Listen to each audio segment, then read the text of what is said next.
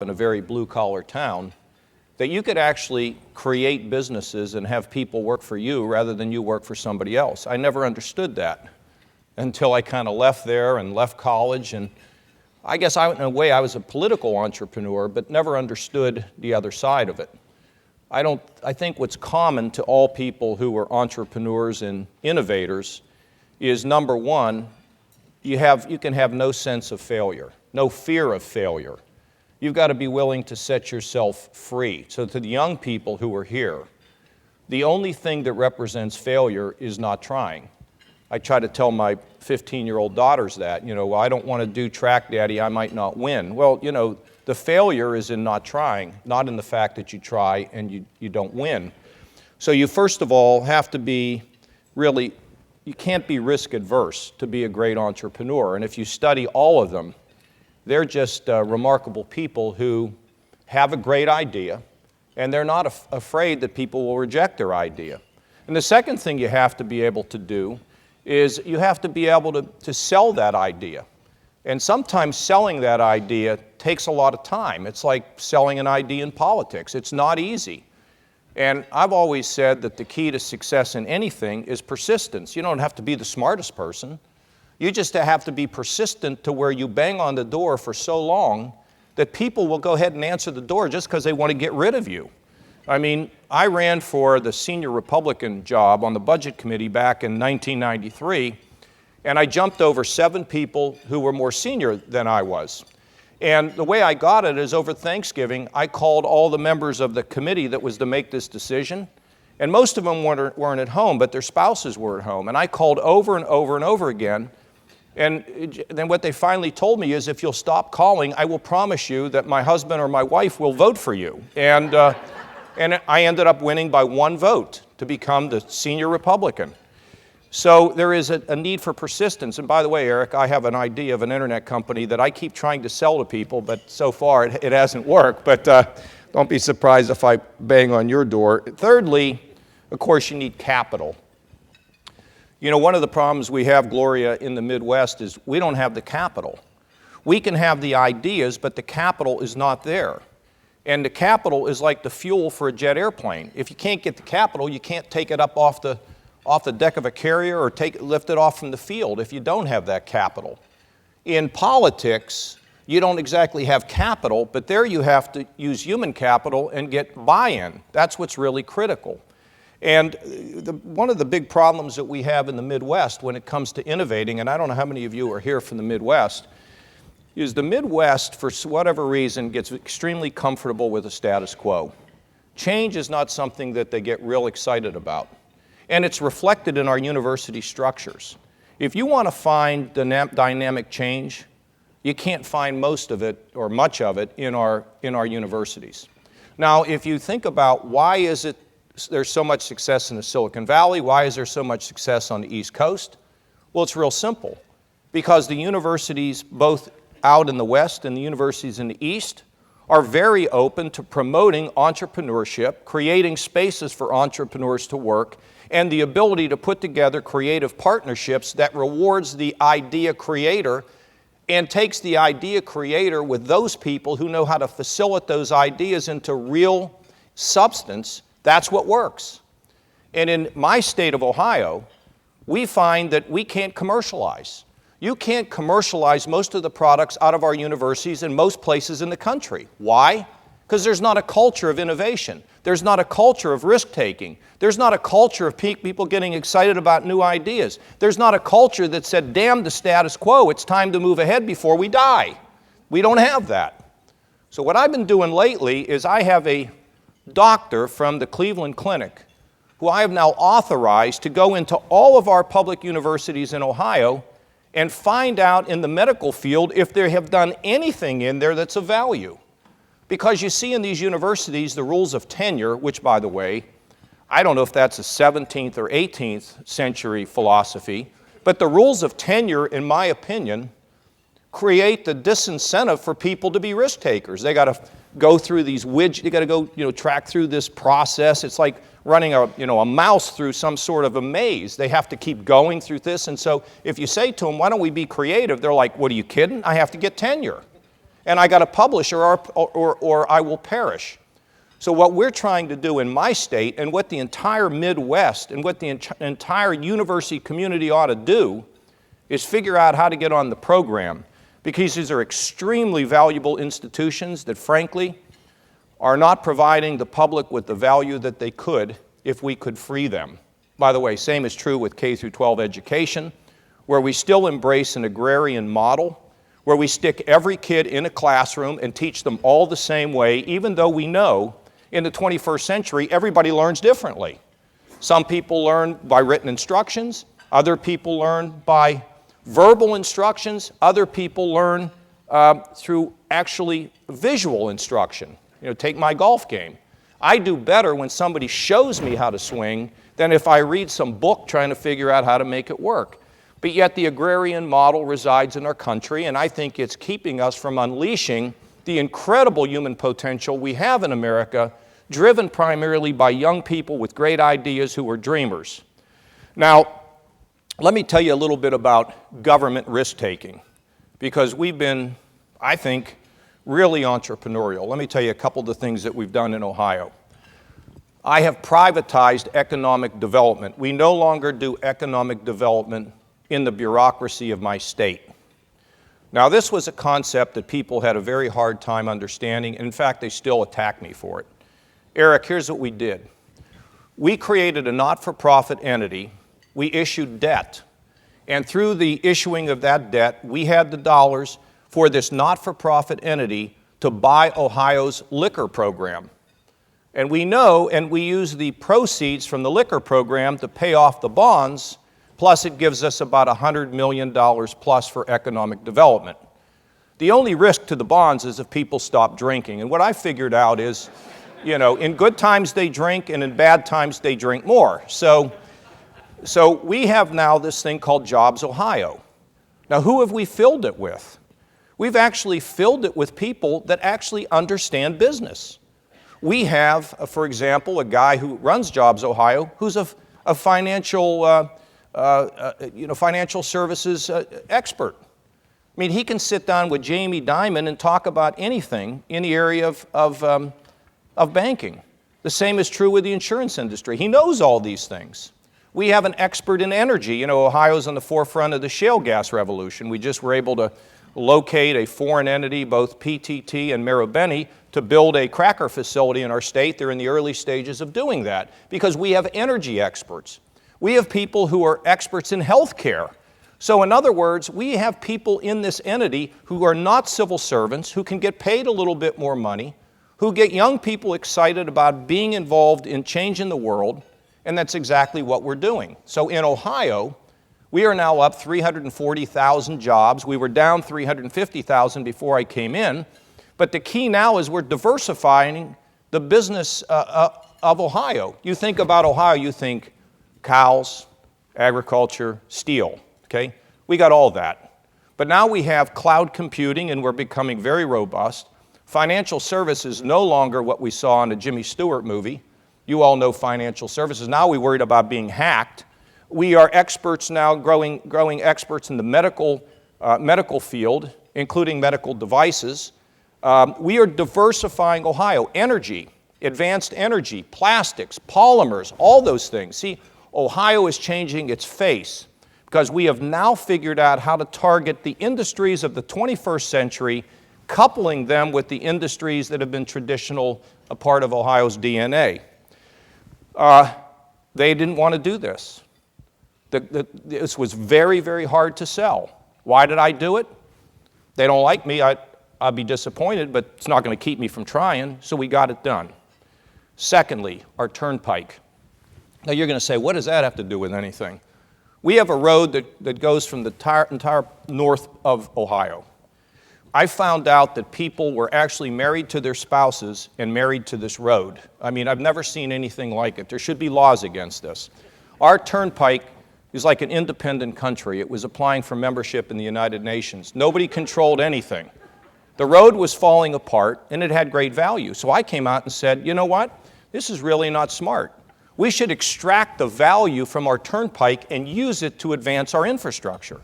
And people went absolutely crazy. The Cleveland Plain Dealer wrote that this was the end of John Kasich, which wouldn't have been bad. I could have worked on my golf game. But so we went out and we told the people what we were going to do. So guess what we did? We went out again, issued debt. We retired the debt from the tolls that are paid on the turnpike. And people who live and use the turnpike all the time are held harmless. And it produced $1 billion in extra revenue, and Ohio has the most robust road construction infrastructure program in Ohio history. Now, people didn't want to do this. But you know, I don't have the fear of somebody's going to yell or polls or focus groups. So that's entrepreneurship in the government. We privatized at least one of our prisons. Then when we privatized it and the people that owned the prison didn't produce, we went up and beat the living daylights out of them until they became quality. So sometimes you have to stay on top of things. The Straight A Fund, we put $100 million into K through 12 education to get the schools to do things that were innovative and different, where they could save money but at the same time improve education. This program has been enormously successful. And to give you one example, we brought all these folks who have been recipients of this Straight A Fund innovation grants to the Capitol.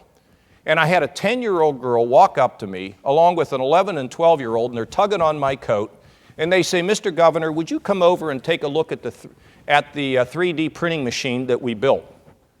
Now, I got a 10-year-old girl talking to me about 3D printing that she built. If that's not exciting, I don't know what is, because we're unleashing her potential. She'll probably build a better search engine someday. I don't know, Eric, if that can be done. Payment reform. Here's what we're doing now. You'll find this interesting. I gave a couple $1 million to our children's hospitals to work together. To work together, that was the condition. You work together to solve a problem. They took up two issues. One is treating child asthma, keeping kids out of the hospital. Secondly, dealing with the problem of drug-infected babies. Do you know how many babies end up in our hospitals who are born addicted to drugs? What a horrible situation. But anyway, on the asthma side, the children's hospitals came together and figured out a way to change the protocols to keep children healthy without having to go into the hospital. Well, when they don't go in the hospital gets less revenue. But the insurance company has larger profits. So guess what? We've struck a deal where the insurance companies and the providers share the benefits. That's the key to health care in America. The key to health care in America is to keep people healthy and get all the people involved in the stream to say, if we keep people healthy, there's savings. And with those savings come the benefit of everybody to gain. Everybody can win. It's a win-win. Plus, us, the patient, we're healthier. And that involves transparency. You know, you're a lot more likely to ask your rabbi or your minister what they get paid a year than you are willing to find out what it costs for a medical procedure today. But we believe there's a way to get this done. And if the people don't want to cooperate, we'll put the pressure on them to get them to cooperate. You see, what it gets down to is no fear. Now, in the private sector, here's the thing you need to know. If you have 10 investments, and one of them happens to be Facebook, you're a king or a queen in the private sector world. If you're in government and you have 9 successes and 1 failure, you're a bum. Because what the media will focus on is your failure. They will never talk about your success. So in order to be entrepreneurial in the government, you can't worry about popularity. You just got to worry about fixing things and getting things together. Now, finally, before Gloria comes up here, centralization in most cases is not good. Let me tell you about this town. We found out one day that we thought we had a nurse who had Ebola. Panic hit my staff. I went down to the office and said, "Look, everybody stay calm." Called the head of HHS. I got voicemail. Modern invention. I then called the head of the CDC, and I got voicemail. So finally, and I'm in the middle of a crisis, right? I'm getting voicemail. So finally, the head of HHS, who's a lovely lady, calls me back and says, "Wow, what's going on? What can we do for you?" I said, could you call the guy at CDC and ask him to phone me? So about a half an hour later, the phone rings. It's the guy. He says, well, what can I do for you? I said 2 things. One is I need somebody who's a contact expert. I need to know who this nurse may have touched in her stay in Akron so we can figure out how to isolate people and treat them appropriately. And secondly, I need your team to come out here and get on the ground and start helping us. This is about 2 o'clock in the afternoon. At 7 o'clock, I'm in a meeting, and I turned to my staff. I said, how's the CDC team? What time are they getting here? They said, well, they're in Atlanta, and they don't know how to get a flight to Columbus, Ohio, so they're thinking about coming tomorrow. So we sent an airplane and picked them up and brought them into Ohio. Is that what we expect out of our federal government? If you wanted, it used to be when you wanted to go visit the White House, you had to get a pass. Now you just jump over the fence. I mean, we've got a Veterans Administration that's not functioning. And this is not political or partisan, this is just the facts. And you take on top of that the fighting that goes on between both parties on all these issues. That's why there are more 18-year-olds that believe they'll see a UFO than a Social Security check. So what is the answer here? The answer is to go back and reinvent the way this whole government functions. The federal government ought to be strong where it needs to be strong. National defense, protecting our borders. I mean, we can talk about a lot of these National Institutes of Health, which Newt is asking to double the budgets, which I agree with. But then on so many other programs, job training, poverty, welfare, these are programs that we can manage far better at the state level. Because the founders wanted us to be laboratories of change, laboratories of trying. We know in that environment some will fail. But I'm a lot better at figuring out how to train the workforce in Ohio than somebody who lives in Washington who calls me up and says, what time is it in Ohio? We're actually in the same, by the way, we're in the same time zone, but they don't know that. We have a welfare system that throws dad out of the home. How dumb is that? Let dad stay in the home and make a few more bucks. We have a welfare program that says that if mom gets a promotion, she loses her child care. So mom can't take a promotion. I mean, how dumb is that? So there's so many things that can be fixed at the state level if the federal government establishes goals or begins to trust the states, recognizing that some states are going to fail. And when some states fail, people can move. They can go somewhere else to live. And at the same time, we can come up with more creative and innovative ideas for our country. And I'll tell you one final thing. We can renew your interest in solving problems. Don't leave it to somebody else. Don't leave it to somebody in the government. Engage. That's how you change the world. You don't change the world by having to hit a grand slam home run, hit a home run with all the runners on base. Why don't you just get a single? Get on base. Make a change one life.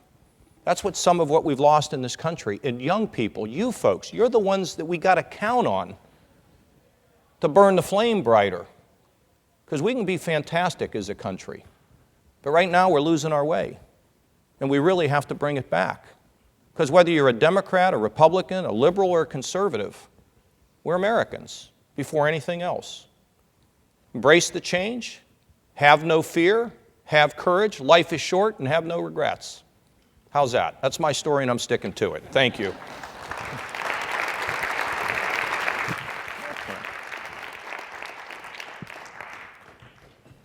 Can they ask questions out here too at some point? I mean, if they want to. I mean, oh, sure. I can do it anyway. I want you to ask questions, but let the crowd have a couple things to say, right? Thank you all.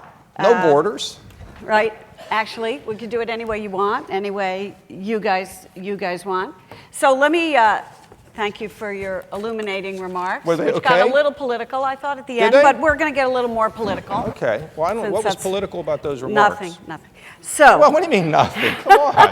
No, I mean call it. No. So thank you for being here. Thank you for doing this. Let me start with a question that you didn't ask yourself there, but I'm going to ask you because I have to. Are you running for president? This is such a boring question. It's not a boring question. Would anybody here think I ought to try to think about this and explore it? What do you think, huh? Please clap or you're going to embarrass me, huh?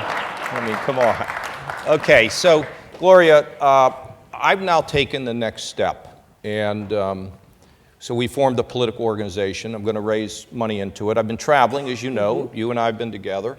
I'm going to continue to travel, continue to tell people what's on my mind, see if I can get the resources to go, into the primaries. And I'm not going to change my message. I'm not going into suck up or any of that other stuff. Well, maybe a little bit at some point, but I'm going to try to avoid it. And if I can win, I'm likely to run. But I got to see if I can. How do you work that through? How do you work? Well, how do you work through that decision as you? Well, nine elections for Congress, 1 into the state Senate, and 2 for governor. I think I can figure this out, and my folks. So we can figure out whether it's working, and we can figure out if it's not working, because I can see where it's working with people who are already out there. And when people say, "Well, you need to declare for president," what's the difference between declaring and not declaring? As long as you're building the structure and you're out there getting the resources, what difference does it make? Just a nice week with the media? I mean, that's not that important to me. I'll decide this when I want to decide it, when I think it can happen. Let me tell you why. Anybody in this room that wants to be president, you should think about running someday. Have big dreams. For me, I have to put my family, my friends at risk. And I'm not going to put them at risk if I don't think we can have success. And just traveling around and running for president, that's not the most important thing in the world. So if I can win, you're likely to see it. If I can't win, I'll tell you what I thought I fell short on. Is there anything at this point, though, that you see out there? Because you've been traveling. Yeah, that's why I'm moving forward. Yeah, I'm moving forward. I created this 527 political organization. And if I didn't think that it was working, I wouldn't have done that. I would have just said, forget it. Okay. So no, I think it is improving, but it's a long way to go. I mean, just a couple trips doesn't prove anything for anybody, no matter who they are. Let's broaden this out. But here's the other thing I tell you. I think I'm entitled to do this. I was 18 years in Congress, chairman of the Budget Committee, was the chief architect of the 97 agreement that balanced the budget, paid down the largest amount of publicly held debt in the modern era. I was on the Armed Services Committee, a defense guy, for 18 years. Right. I've been governor of Ohio 2 terms. In the last election, I won 86 out of 88 counties. I got 26% of the African American vote, 60% of the women, and 51% of blue-collar households. And I run Ohio, which is a microcosm of America. I think I should be okay about being able to get out and tell people what I think. I'm glad to be here today to talk about these issues, because maybe somebody heard something here today that'll make a difference in their life. Where do you fit on the Republican spectrum? You see more than a dozen candidates already lining up. Yeah. What is the John Kasich brand in that lineup of candidates we see? Well, Gloria, first of all, I'm the most experienced of all of them. No, I am. I have the results. I'm not talking about what I'm going to do. I had a meeting with African Americans with the Call-in Post in Cleveland, and they said, well, we want to know what you want to do. I said, forget about what I want to do. Let's talk about what I've done. I mean, when you balance the federal budget for the first time since man walked on the moon, when you've traveled the world dealing with national security issues, when you take a state that's lost 350,000 jobs, I inherit an $8 billion deficit, and we're going down the drain, and we turn that around. I mean, who else has done all that? Who understands how a legislator becomes embittered about an executive? Because we all do when we're legislators. As an executive, who better understands how to bring legislators together? I mean, we got people traveling all over the world getting foreign policy experience.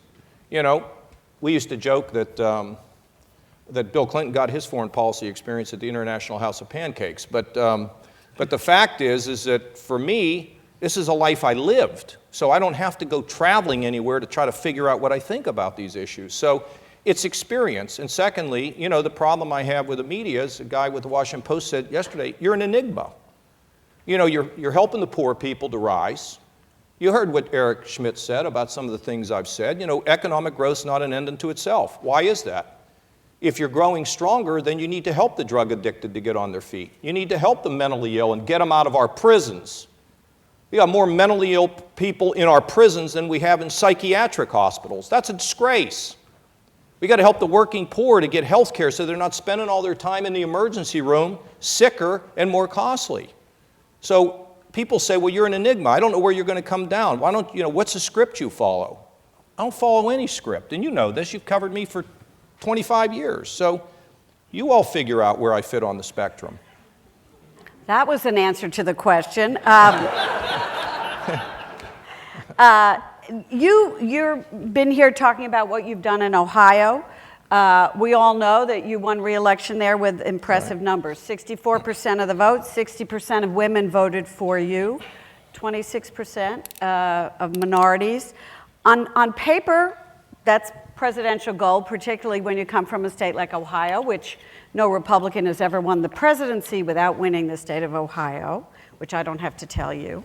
But you do drive conservatives crazy because you have accepted the president's Medicaid money. They think that means you're for big government. Rand Paul said that those governors who accepted that money think that, quote, money grows on trees. What's your answer to Rand Paul? Well, I'm going to answer Rand. He's a good man. He's running for president. God bless him. But I think I have a right to define conservatism. Is conservatism locking the mentally ill in a prison, then they get out and they're bipolar and they assault a police officer and they're back in prison? Is that conservative? By the way, it's $22,500 a year in Ohio if you're in prison. How about the drug addicted? What we do is we lock them in prison and then they come out and they meet the drug dealer on the corner. And they either overdose or they're back in prison. Or the working poor who don't get health care, they can't afford it, so they're in the emergency rooms. And we all pay for that. Now, is that conservative? If that's conservative, then I think it better change. So my goal is to take these folks and get our money back from Washington, $14 billion, to help our local communities to deal with these folks. So what's our record now? We're now putting people who are helping people to get off drugs in the prison. I mean experts. And we're handing them off into the community so that they don't get back on drugs again. We believe our recidivism rate will be as low as 10%. Our recidivism rate in our prisons is 27% as opposed to 50% national average. Why? Because we give people the incentive to work their way out of prison, to get a skill, to get a job, to get in the community, to be with their families. I mean, this is, you're a gangbanger? We're going to lock you up and throw away the key. Okay, so here's what I'm saying, Gloria. Giving people comprehensive health care and then holding them accountable, getting people off of welfare, training them for programs that get them independent, helping the mentally ill to get their lives back and keep on their medication, taking the drug addicted and giving them a chance to be able to live normal lives, that to me is conservatism. Because you know what? We're all created for a certain reason and a certain purpose, and helping people to find that purpose is conservative. And you know what? Probably Ronald Reagan would have agreed with me before we changed the caricature of who he is. Well, last time you and I spoke, you said that someone extreme, that was your word, would not be able to win in Ohio. Yeah. Does that apply to candidates you see in this race? I'm not going to criticize candidates in this race. And let me tell you why. I tried. No, I mean, at least I'm not going to do it at this point, okay? When somebody's running, give them some oxygen, okay? But here's what my message is. You think you're going to win Ohio by being a divider? You're wrong. People in Ohio, look, we're a microcosm. We're blue collar, we're minorities, we're urban, we're suburban, we're rural. My first year, I was involved in a lot of divisive issues. My approval rating was 28%. You have to work to do that poorly, okay? Now my approval rating is, it'll change, but it was like 61% the last time I checked. Why? Giving everybody a chance that they could be lifted. Giving everybody a chance that they can be something special. But you're for Common Core. Well, wait a minute. Okay, let's talk about that. And a pathway to citizenship. Okay, let me answer them. We believe in high education standards set by local school boards. Now, I talked to Bill Bennett the other day, and he said, well, I don't know, I was on a show, and I said, I don't know, why would anybody be against high standards set with a curriculum by the local school boards? And by the way, some of the people who are opposed to this idea now wrote the thing. I didn't write it. And in my state, I don't set the standards. Obama doesn't set the standards, the president. Local people set the standards. Now, if there's something wrong with that, I'd like to know what it is. And here's why they put this together. because they knew that there were children in some states that were not getting the tools and skills they needed to compete with people in other states and to compete in the international marketplace. Thank goodness we're driving high standards now. Now, the path to for immigration. We've got 12 million people living here illegally. I don't like that they ditched the line. I've got friends who are bitter that they ditched the line who stood in line, okay? We don't have enough school buses to load all these people on, drive them to the border, open the door, and shout, "Get out!" Okay? We can't do that. So we got to come together. I don't like the idea of citizenship.